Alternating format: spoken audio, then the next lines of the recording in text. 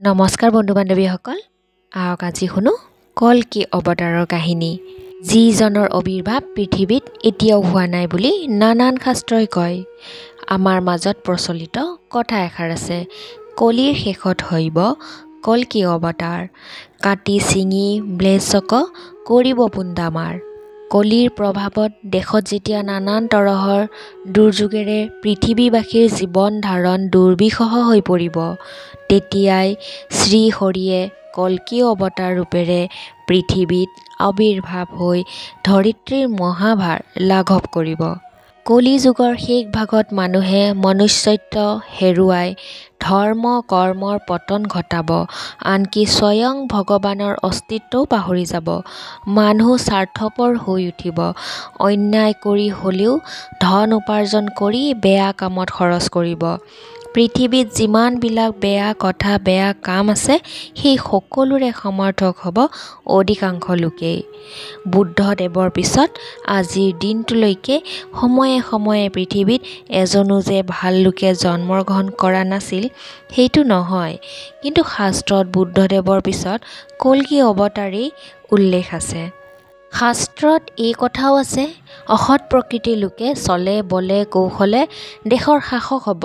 দুষ্ট লোকবিলাকে নিজৰ স্বাৰ্থ সিদ্ধিৰ বাবে ৰজাৰ অনুগত হৈ ভাল মানুহখিনিক তিষ্ঠি থকাই টান কৰি দিব। মানুহৰ বেমাৰ আজাৰ বাঢ়িব, অনাবৃষ্টি দুৰ্বিষহ সংহাৰী ৰূপ ল'ব। প্ৰাকৃতিক বিপৰ্যয়ে এনেদৰে লোকক ক্ষয় কৰিব যে তাক ৰোধ কৰাৰ সীমাও চেৰাই যাব। পৃথিৱী নাশকাৰী বিপৰ্যয় অসুখ অশান্তিয়ে যি মুহূৰ্তত ধৰিত্ৰীৰ শোচনীয় অৱস্থাৰ শেষ সীমাত উপনীত হ'ব, তেতিয়াই সম্ভল নামৰ গাঁও এখনত বাস কৰা বিষ্ণু যশা নামৰ ধাৰ্মিক সৎ প্ৰকৃতিৰ লোক এজনৰ ঘৰত জন্মগ্ৰহণ কৰিব ভগৱান কল্কিয়ে। বিষ্ণু যশাৰ পত্নী সুমতিও হ'ব স্বামীৰ দৰেই ধৰ্মপৰায়ণ। দুয়ো মহাশান্তিৰে ধৰ্ম কৰ্ম কৰি দিন জীৱন যাপন কৰিব।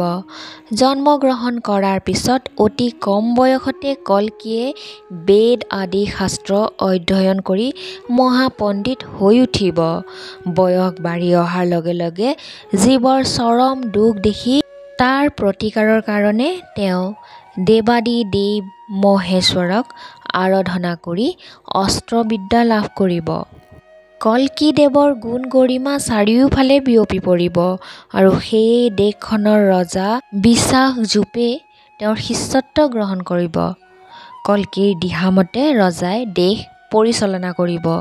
কল্কিৰ সুপৰামৰ্শ মতে ৰজাই দেশ পৰিচালনা কৰাৰ ফলত ৰাজ্যৰ লোকসমূহৰ মনত পুনৰ সৎ চিন্তাৰ উদ্ৰেক হ'ব আৰু লগতে তেওঁলোক ধৰ্মপৰায়ণো হৈ উঠিব।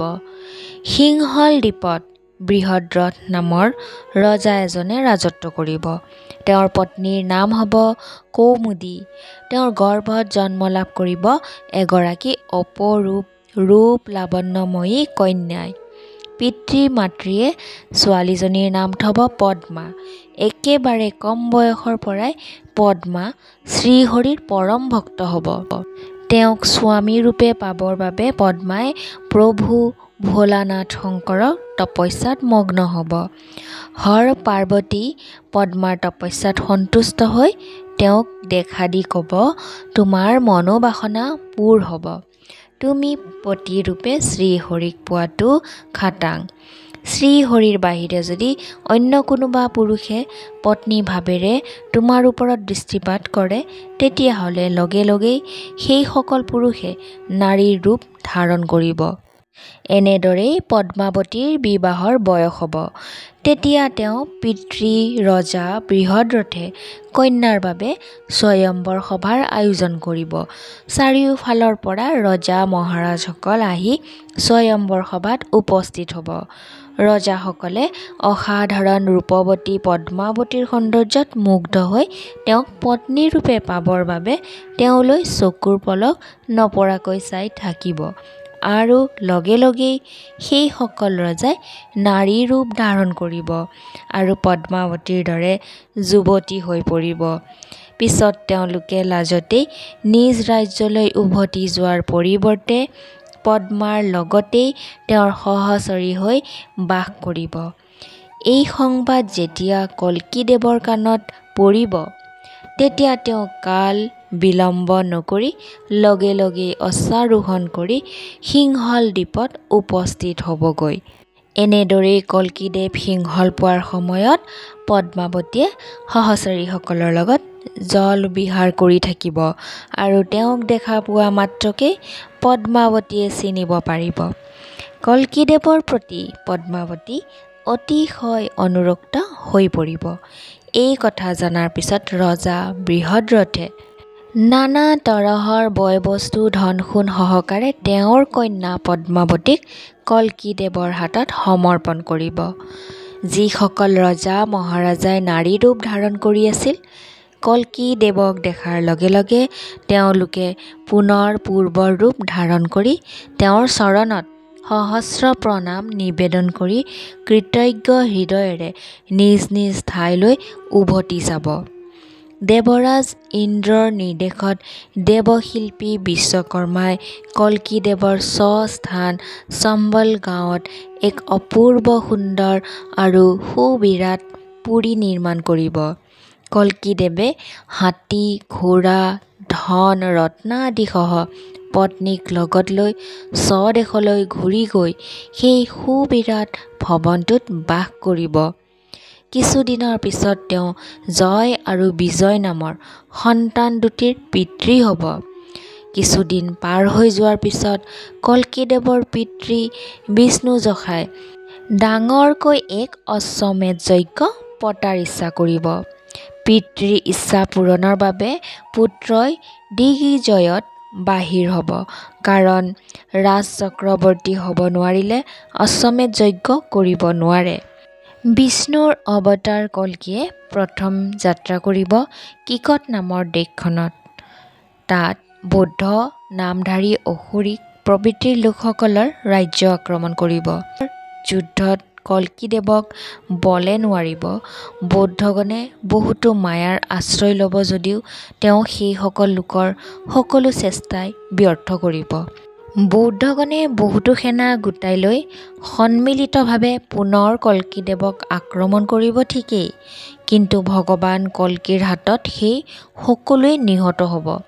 সেইসকলৰ ৰক্তেৰে প্ৰবাহিত হোৱা নদীত ৰথ হাতী ঘোঁৰা আদি ভাঁহিবলৈ ধৰিব আৰু স্তূপীকৃত হোৱা মৃতদেহে পৰ্বতৰ আকৃতি ধাৰণ কৰিব। চকুৰ আগতে পতি পুত্ৰক নিধন হোৱা দেখি ক্ৰোধান্ধ আৰু দিশহাৰা হৈ পৰা বৌদ্ধ নাৰীসকলে যুদ্ধৰ সাজেৰে সজ্জিত হৈ কল্কীৰ সৈন্যক আক্ৰমণ কৰিব। কল্কীদেৱে ভাবিব যুদ্ধত নাৰীক বধ কৰিলে পাপ আৰু অপযশ ভাগী হ'ব লাগিব। তেওঁলোকক পৰাস্ত কৰিলেও একো গৌৰৱ নহ'ব। এনেদৰে ভাবি তেওঁৰ মায়াৰ আশ্ৰয় ল'ব। ৰমণীসকলে অস্ত্ৰ প্ৰয়োগ কৰিলেও তেওঁলোকে নিজেই স্তম্ভিত হ'ব, কাৰণ তেওঁলোকে নিক্ষেপ কৰা বাণসমূহ পুনৰ তেওঁলোকৰ হাতলৈকে ঘূৰি আহিব। এনে কাৰ্য দেখি তেওঁলোকে আচৰিত হ'ব আৰু তেওঁলোকৰ মানসিক ভাৱৰো নিশ্চয় পৰিৱৰ্তন হ'ব।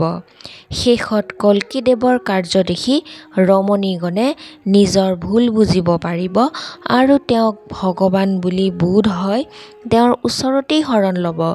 ভগৱান কল্কীয়ে তেওঁলোকৰ জ্ঞান চকু মুকলি হোৱাত অতি আনন্দিত হ'ব আৰু বহুতো সজ উপদেশ দি তেওঁলোকৰ ভুল ভাঙি দিয়াৰ উপৰিও কৃতাৰ্থও কৰিব। সেই সময়ত চক্ৰতীৰ্থ নামৰ স্থান এখনত বালশিল্য নামৰ অতি ক্ষুদ্ৰাকৃতিৰ মুনি কিছুমানে বাস কৰি থাকিব। তেওঁলোকে আহি কল্কীদেৱৰ ওচৰত অভিযোগ কৰি ক'ব, প্ৰভু, আপোনাৰ চৰণত আমাৰ নিবেদন এটা আছে। আমি তপস্বী লোক, যাগ যজ্ঞ পূজা সেৱাৰ মাজেৰে আমি দিন অতিবাহিত কৰোঁ, কিন্তু বৰ্তমান কোঠদাৰী নামৰ মায়াবিনী ৰাক্ষসী এজনীৰ উৎপাতত আমাৰ পূজা সেৱা কৰাটোও টান হৈ পৰিছে। অনুগ্ৰহ কৰি ইয়াৰ বিহিত ব্যৱস্থা এটা কৰিলে পৰম কৃতাৰ্থ হ'ম।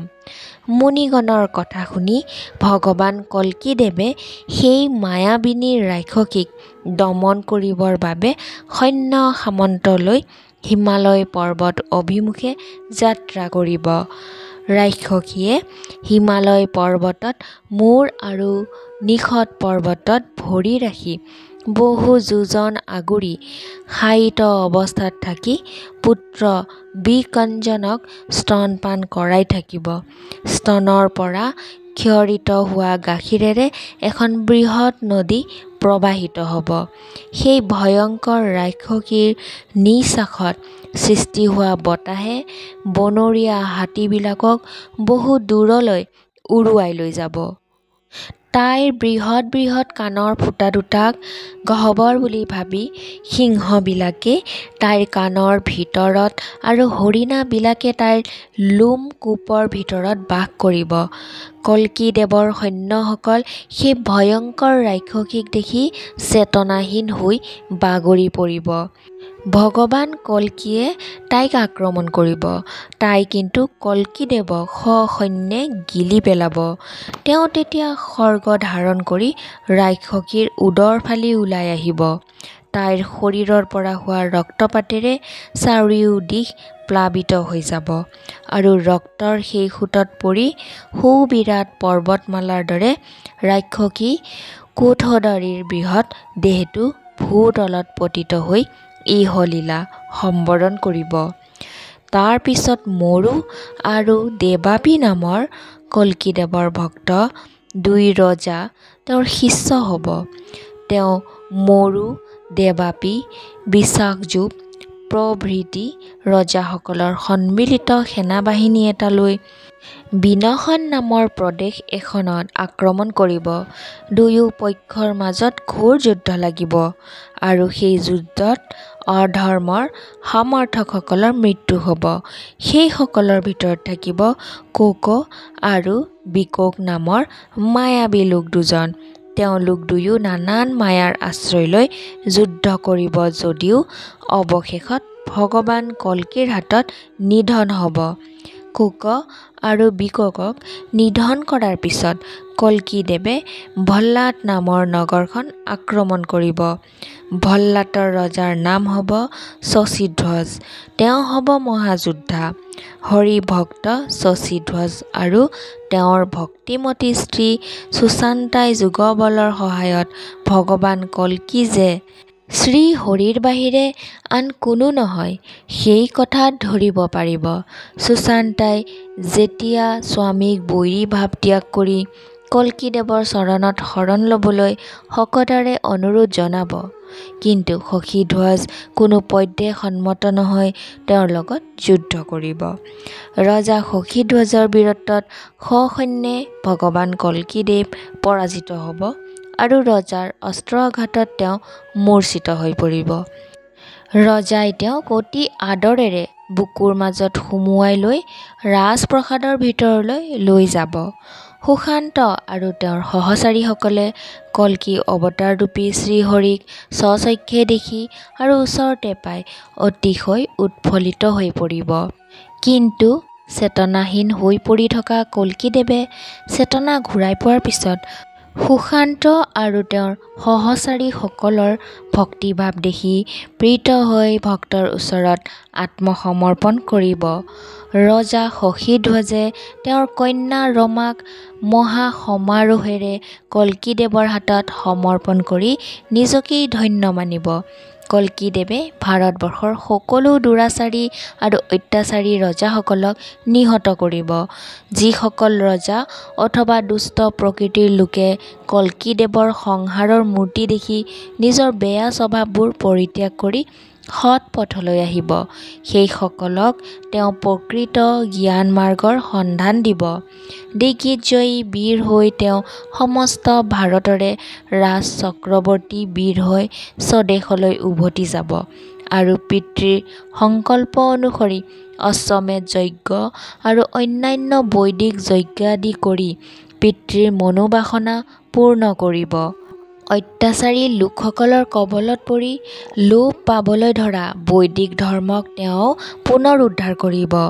ভগৱান কল্কিৰ গুণাৱলী আৰু অসাধাৰণ কাৰ্যাৱলী দেখি দুষ্ট প্ৰকৃতিৰ লোকেও নিজৰ অসৎ কৰ্ম পৰিত্যাগ কৰি সৎ পথলৈ আহিব আৰু ধৰ্ম কৰ্ম মানি পবিত্ৰ জীৱন কটোৱা প্ৰচেষ্টাত ব্ৰতী হ'ব। কল্কিদেৱৰ সৎ কাৰ্যাৱলী আখৰে আখৰে অনুসৰণ কৰি মানুহে শান্তি লাভ কৰিব। দুষ্ট প্ৰকৃতিৰ মানুহৰ ভৰ সহ্য কৰিব নোৱাৰি ধৰিত্ৰীও অনুৰ্বৰা হৈ যাব। কল্কিদেৱৰ আৱিৰ্ভাৱেৰে পুনৰ সুন্দৰ হৈ পৰা পৃথিৱীত সুবৃষ্টি হ'ব। উৰ্বৰা ভূমি শস্যে মৎস্যে ফলে ফুলে জাতিষ্কাৰ হৈ পৰিব। ৰোগ শোক সকলো অন্তৰ্নিহিত হৈ পৃথিৱী পুনৰ সুখ শান্তিৰে উপচি পৰিব। এনেদৰেই কলিযুগৰ অন্ত পৰি পুনৰ সত্যযুগৰ আৱিৰ্ভাৱ হোৱাৰ পিছত ভগৱান কল্কিদেৱে অৱতাৰ দেহ পৰিত্যাগ কৰি গোলকলৈ গৈ বিহাৰ কৰিব। বন্ধু বান্ধৱীসকল, এয়াই আছিল কল্কিদেৱৰ অৱতাৰৰ কাহিনী। এই কাহিনী শুনি আপোনালোকৰ কেনেকুৱা লাগিল মতামত জনাবলৈ নাপাহৰিব। কমেণ্টত জয় শ্ৰী কৃষ্ণ বুলি লিখিলেই হ'ল। যদি আপোনালোকৰ এই কল্কি অৱতাৰৰ কাহিনী শুনি ভাল লাগিছে তেনেহ'লে লগ বন্ধুৰ মাজত শ্বেয়াৰ কৰি দিব আৰু মোৰ এই চেনেলটোলৈ যদি নতুনকৈ আহিছে তেনেহ'লে চেনেলটো ছাবস্ক্ৰাইব কৰি ৰাখিব। তেতিয়াহে এনেকুৱা ধৰণৰ কাহিনীবোৰ আপোনালোকে শুনি থাকিবলৈ পাৰিব। তেনেহ'লে আজিলৈ আহিছোঁ। জয় শ্ৰী কৃষ্ণ।